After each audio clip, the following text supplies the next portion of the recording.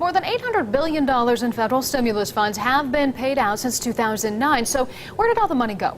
Well, more than $500,000 were spent installing electric car charging stations across the state of Ohio, and that includes us here in the Miami Valley. But 2 News Investigates found they are largely going unused at this point. Holly Samuels digging deeper to track your tax dollars. After all that money was spent, you might be asking, was it worth it? Wait until you see what 2 News Investigates learned about one of the projects that spent taxpayer money all across the Miami Valley. They're stationed along city streets, in parking lots, and in the city of Dayton's parking garage downtown. But we found most people don't even know they exist, even people we found just around the corner from a downtown Tip City electric vehicle or EV charging station. Did you know that there are charging stations for electric vehicles in Tip City? I didn't know they were in Tip City, but I do know they're having. No, I just parked by something. I didn't know what it was. No, I did not. Do you know of anyone who has an electric vehicle? Not in Tip City, no. I looked through federal stimulus records that show Clean Fuels Ohio spent $500,000 taxpayer dollars to install EV charging stations across Ohio. More than $23,000 were funneled into the Miami Valley for 7 stations, 3 in Tip City, 2 in Centerville, and 2 in Dayton.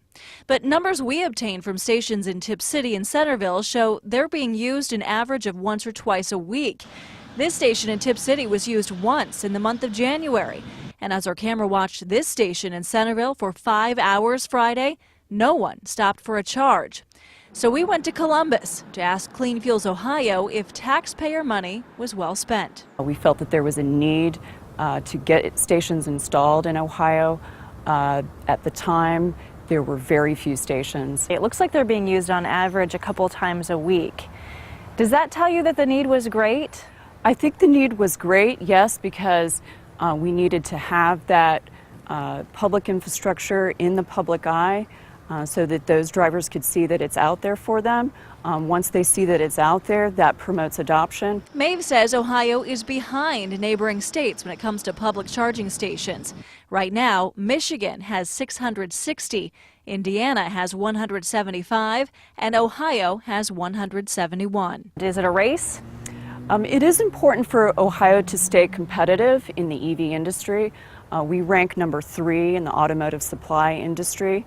It's important that we keep or improve that ranking. We wanted to know how quickly Ohio drivers are accepting the technology and how many might need to plug into one of these stations. 2 News Investigates found fewer than 3,000 plug-in cars are registered in Ohio. They make up less than 0.1% of all cars registered in the state. Why not wait until we really needed these stations? Well, I think that puts Ohio further behind in terms of promoting EV adoption, having infrastructure available for residents, also attracting residents and citizens to move to Ohio. Taxpayers continue to pay for these stations every day. For example, if you live in Tip City and get an electric bill, Tip City Electric absorbs the cost of the electricity supplied to the stations, so it's essentially paid for by its customers.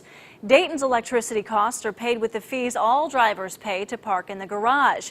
Centerville stations charge 50 cents an hour to cover some expenses, but the electricity is paid for with taxpayer dollars.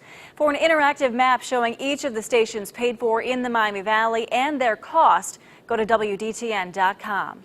Holly Samuels, 2 News, working for you.